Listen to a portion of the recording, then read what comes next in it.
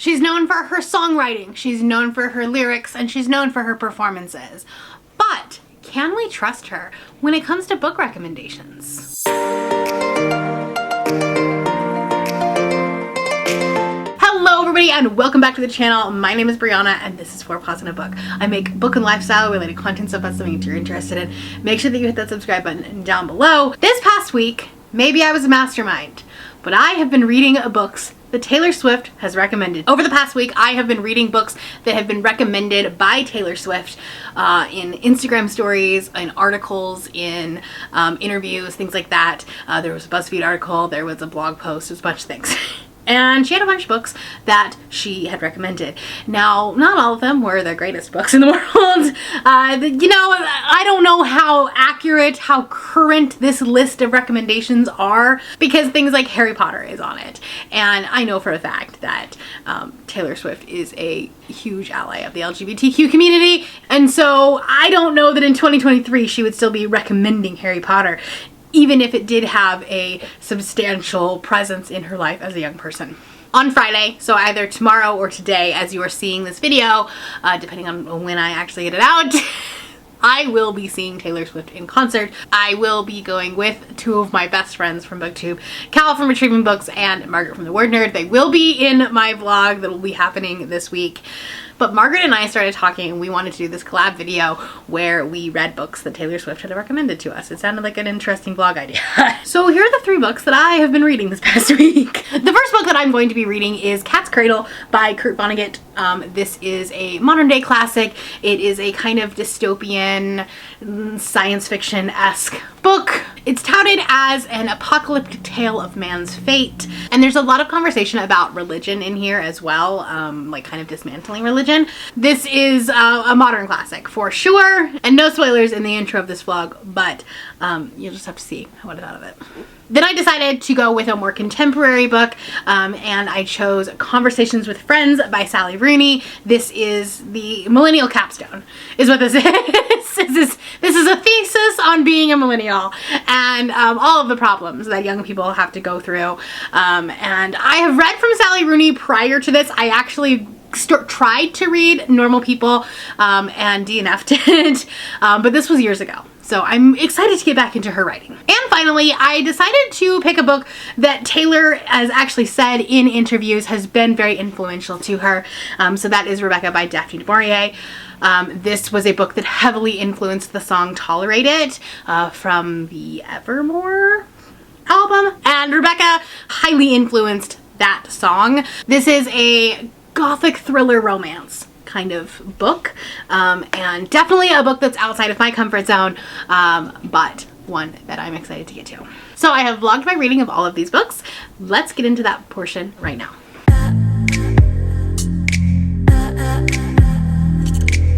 Hello everybody, I am about halfway through Cat's Cradle by Kurt Vonnegut? I don't know how to say his name. I don't care. I don't get the point of this book. I don't understand why it's a favorite. Like, there are some books where you're like, okay, cool, it doesn't work for me, but I'm happy it works for you, right? That is not the case with this book. That is not the case with this book. I don't understand this book. I don't get it. There's not like a central plot going through. It feels like the author was just like writing down rambly thoughts, and sometimes the chapters commingle and kind of work together, but other times they don't, and it's just it's not working. I don't get it. Like, obviously, like, this book was written in the 60s, so there's some very questionable language. You know, the main character is described as a midget, and like, we don't use that term anymore. And I was just like, well, okay, well, here's the thing, and this is what I kind of like, you have to question yourself when like, you're a famous person, like a celebrity, people look up to you. You do have to kind of censor your favorite book lists. Like, the fact that Harry Potter is on that list at all, like, makes me wonder. But then, like, this also, like, this has some very problematic elements to it. Anyway, I'm gonna finish it because it's only an hour and a half left on the audio, but like, I've tried slowing the audiobook down. I've tried immersion reading, like reading it physically, and I was like, maybe it's just me, like maybe I'm dumb and I don't understand this book. And maybe that is the case. Maybe this book is just too smart for me. It feels rambly. It's not working. It's not working for me. So, anyway, okay, I'm gonna go finish this book. Also, say hello to Schmitty! We're waiting for his grooming appointment. So, anyway, I'm gonna talk to you later. Good evening. I have finished Cat's Cradle. I'm gonna give it 2 stars. I didn't like it. I will say the second half of the book, there did seem to be some sort of cohesive plot. We did have this, like, at least, like, running theme throughout the entire thing, like, in the second half of the book. Like, the chapters did make sense together, but, like, it was so rambly, and, like, I agree, it is a product of its time, okay? Because, like, if it was written today, I would give it a 1 star. But there's just, like, some very, very uncomfortable language. It was sexist. There was this one time where the guy was like, I have been with 53 women. I know what it's like when a woman undresses. And I was like, that's the weirdest sentence to say we don't need that, sir. Okay, 2 stars.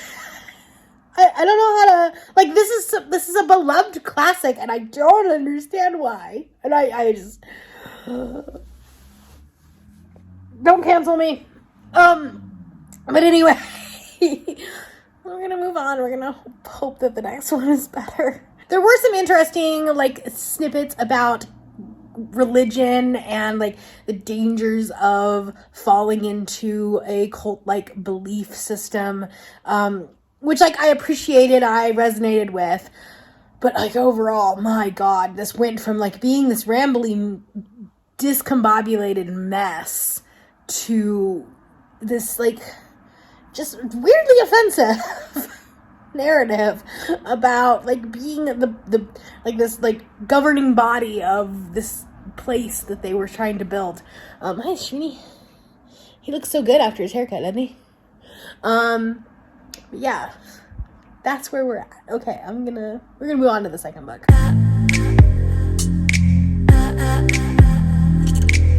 Hello, I am about 75% of the way through Conversations with Friends by Sally Rooney. I will say this is definitely going better than this first book.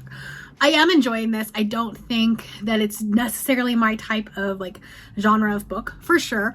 I've talked about how I don't necessarily love lit fic or contemporary fiction.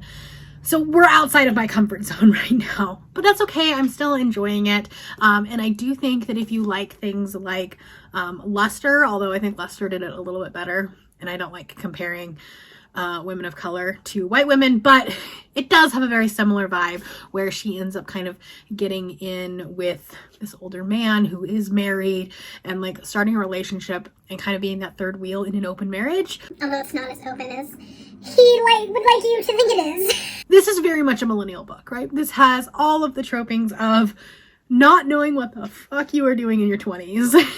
And so I understand, like, from a person who has been in the spotlight from a very early age, right? This is going to resonate with someone trying to be just, like, a normal person when Taylor's is not normal at all, right? So I understand why this would resonate with somebody, especially because I think that this book is very popular among people who don't read as much.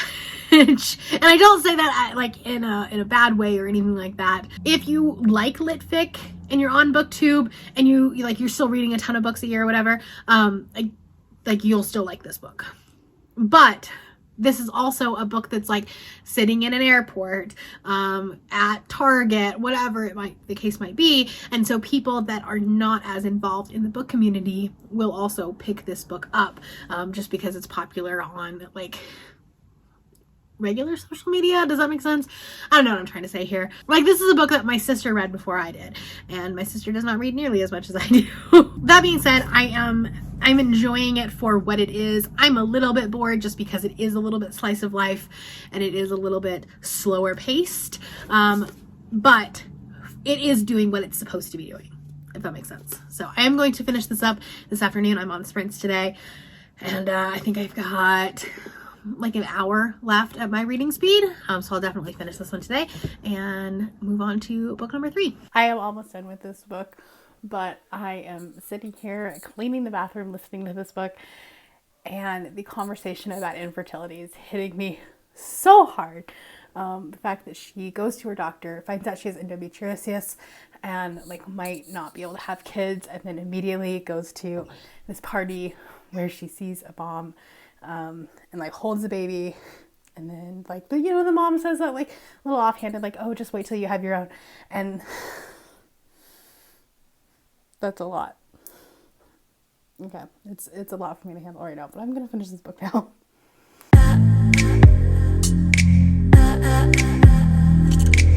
Hello, I think like 65% of the way through Rebecca by Daphne du Maurier. This is the final book that I'm reading. I really need to finish this. This book I struggled with, and this is why like I haven't done an update for it.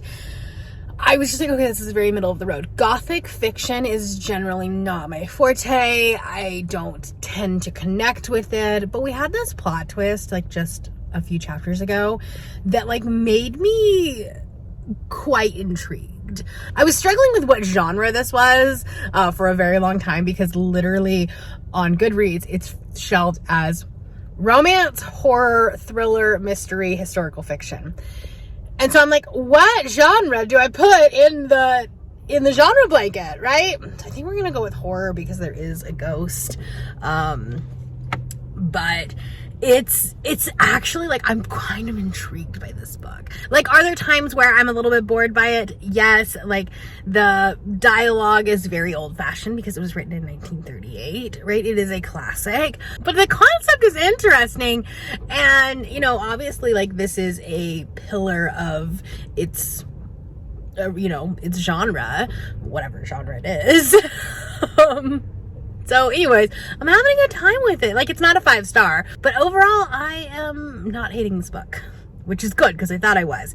I think I have about 2 hours left of the audiobook. So I'm probably more than 65% of the way through. I don't know. It's Audible. It doesn't tell you percentages. So here we are. But anyways, I'm going to finish it up at work today. So that's why I wanted to do this update. I was struggling because I was like, I don't even know if I want to do an update because like the book is fine, but I had no thoughts, no opinions on this.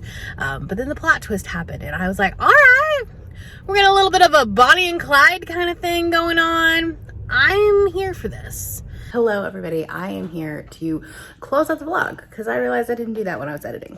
So excuse the no makeup face. This project was met with varying success.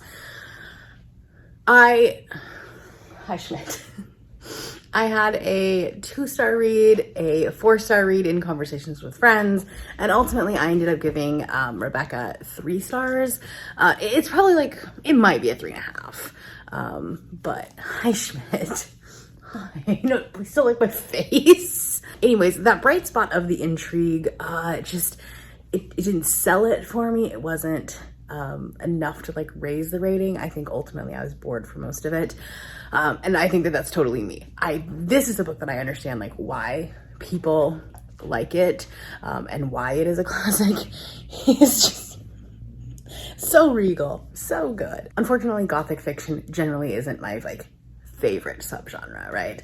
There were parts that definitely like intrigued me about this book, but like at the end of the day, I was very middle of the road and I'm bored and I want to get back to reading fantasy, which is good because I was kind of fantasied out.